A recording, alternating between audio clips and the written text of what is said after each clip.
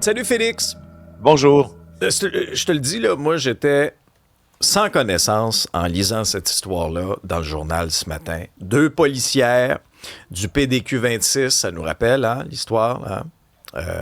Cet agent qui a été assassiné, tué en héros par un fou furieux venu de l'Alberta il y a quelques semaines à peine. Même poste de quartier. Deux policières qui ont été désarmées, tabassées en fin de semaine lors d'une intervention de routine pour une trottinette. Oui, c'est vraiment, vraiment préoccupant tout ça. 2 mois après ce meurtre complètement insensé de ce policier du PDQ 26, il y a deux policières du même secteur de patrouille qui ont été désarmées la fin de semaine dernière. C'est une information de Maxime Delan lors d'une intervention de routine. Hein. Alors, d'abord, faisons le portrait de ce qui s'est passé, mais regardons ce qui est très, très, très préoccupant ensuite.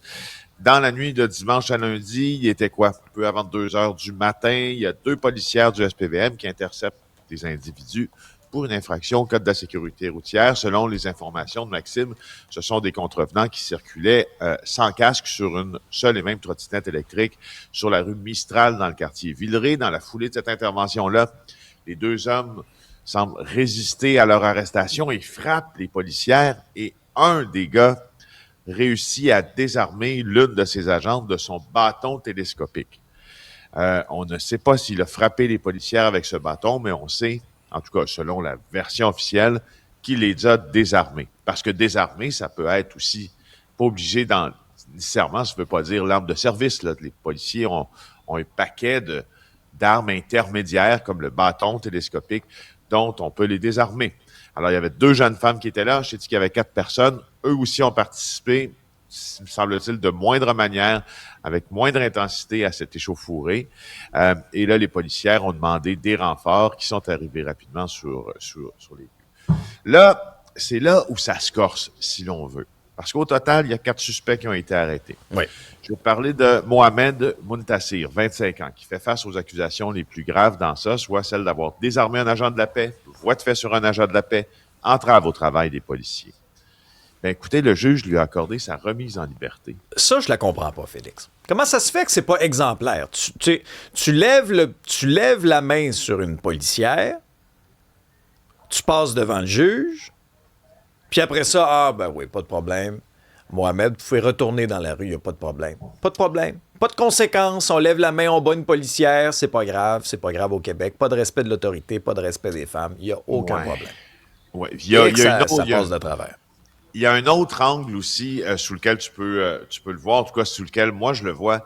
Quand tu décides de désarmer un agent de la paix, donc tu t'en prends à l'autorité. Puis tu sais, je veux pas avoir l'air du gars qui dit il faut jamais contester l'autorité. Là, je veux dire, les gens peuvent être rebelles et de bon droit dans la vie, puis en ont contre l'autorité. Puis désarmer un policier. Je veux dire, ça a fait ça aussi, ça a fait du bon monde dans la vie. Ben, à quel point t'as pas peur des conséquences? Quand tu tentes de désarmer un policier ou une policière, quand tu tentes de la projeter au sol, on ne sait pas d'ailleurs si l'objectif ultime était de la désarmer de son arme de service. Dans tout le continuum dans la gradation, si l'on veut, de ce que tu es prêt à faire pour t'extirper dans une situation, le message que tu envoies, c'est que tu es prêt à aller très loin. C'est l'ultime danger de tenter de désarmer un policier, une policière, parce que, évidemment, je veux dire, tout le monde le sait ce qui va se passer si tu touches à un policier. C'est qu'il y a des renforts qui vont être appelés. Probablement qu'il y a des armes qui pourront être exhibées. Peut-être que tu te feras mettre en joue. Peut-être que c'est très grave. On s'entend, c'est très, très grave. Alors, est-ce que la mise en liberté provisoire en attendant le procès qui vient avec cette accusation-là est en phase avec la confiance de la population dans le système de justice, puisque c'est basé là-dessus, justement, les remises en liberté. Il faut que les gens aient confiance dans ce système-là. Ben, il y a quelques conditions à respecter, Mohamed Montassir, mais il est tout de même en liberté. Son comparse, lui, Samir Benzaïrois, est accusé de voie de fait d'entrave à un agent de la paix, lui aussi en liberté en attendant le procès. Pour les deux femmes, évidemment, elles le sont aussi. Là, le SPVM est un peu tatillon. On réagit Ben, plusieurs auditeurs se très demandent pourquoi le prudemment. chef de police ne sort pas à ce Ben, il sujet-là. devrait C'est plusieurs sortir. textos qu'on reçoit. Ça, Là. je suis d'accord avec nos auditeurs, Félix. Pourquoi Fadi Daguerre là, sort pas en disant ça, c'est inacceptable?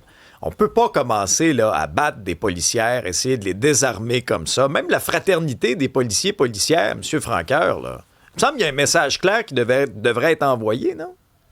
Ben, normalement, en tout cas, ce que je vois quand les gens sont prudents comme ça à réagir, est-ce que c'est parce que cette version-là, si on veut, la version officielle, celle avec laquelle on vit, celle sur laquelle nous commentons, puis nous chroniquons aujourd'hui, est-ce qu'il y a des trous là-dedans? Est-ce qu'il y a des choses qu'on ne sait pas? S'il y a des choses qu'on ne sait pas, il faut nous le dire. S'il y a des choses qu'on ne sait pas, il faut nous le dire. Faut que Fadi Daguerre nous le dise, ou encore je veux dire, l'un de ces seconds, là, ça me sent.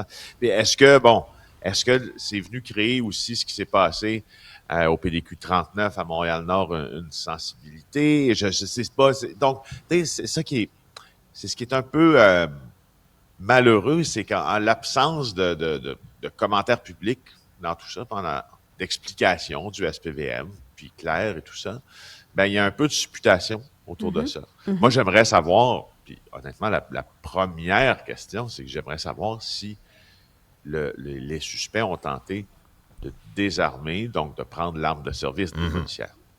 Ça, c'est ma première question. Tu sais, je veux dire, est-ce qu'ils se sont retrouvés avec le bâton télescopique parce qu'ils n'ont pas réussi avec l'arme de service? Ouais, Ça paraît une bonne question, là. Ben, c'est une très bonne question, Félix. Bon, autre histoire. C'est un Montréalais qui a tué son ex-conjointe. On remonte à 2010. Lui, il essaye de rencontrer des femmes en prison. Il a tué son ex, mais il veut rencontrer des femmes. Et là, il essaie de rencontrer des femmes avec une assistante virtuelle. C'est super. C'était à prévoir hein, que l'intelligence artificielle était pour s'inviter dans ce genre de très malheureux, triste dossier, triste à en pleurer. Mario Romain, c'est lui qui a tué Cynthia, Toussaint, là, il y a plus de 15 ans. Il est admissible à une libération conditionnelle. Il a 42 ans. Évidemment, il a été condamné à la prison à vie, mais là, bon, il passe devant la Commission des libérations conditionnelles du Canada qui s'inquiète de quoi? De son manque de transparence. Relativement à quoi? À ses relations, presque toutes féminines. Donc, dans les dernières années, ce meurtrier-là a tenté d'élaborer une application web qui vise à mettre en relation des professionnels avec des adjoints virtuels. Pardon. Sur cette application-là, mensuration, signe astrologique, statut matrimonial, les informations recueillies étaient nombreuses, étaient spécifiques. Ce qu'il a affirmé à la Commission des libérations, c'est qu'il y avait besoin de ce genre de précision parce qu'il recherchait des personnes disponibles, qui n'avaient pas d'obligation personnelle susceptibles d'interférer avec leur travail. Fin de la citation. Il n'est pas précisé dans la décision pourquoi il voulait mener à terme ce projet-là. Ça aurait été intéressant d'ailleurs. Et si c'était permis de mener à terme ce projet-là entre les murs du pénitencier où il se trouvait. Parce qu'on s'entend que si un meurtrier, si un homme qui a tué une femme est en train de travailler sur un assistant virtuel pour faciliter des rencontres avec des femmes en prison, il faut que quelqu'un voit ça aller. Il y a des messages codés qui ont été échangés avec ChatGPT, des correspondances à caractère, je cite, personnel affectif entre un homme et une femme qui ont été retrouvées en sa possession. Alors, ça dépassait le cadre professionnel. Je pense que la commission, elle a au moins décidé de ne pas octroyer la liberté ou la semi-liberté de monsieur, c'est ce qu'il demandait, parce qu'elle a trouvé finalement que ce cadre-là, ça dépassait, je veux dire, c'était pas un projet pour réhabiliter monsieur, ou en tout cas, ça dépassait le cadre d'un projet pour le réhabiliter. Au moins, voilà, ce fois-là. c'est très curieux, cette histoire-là. Au moins, ce fois-là, les gens de la commission ont été un petit peu plus présents intellectuellement. Il faudrait peut-être resserrer. Les gens de la prison, par exemple. Faudrait les gens de la peut-être prison, c'est peut-être eux autres qui ont manqué un peu de supervision. Faudrait peut-être resserrer un petit peu les activités parascolaires du détenu en question. Merci, Félix. Au revoir.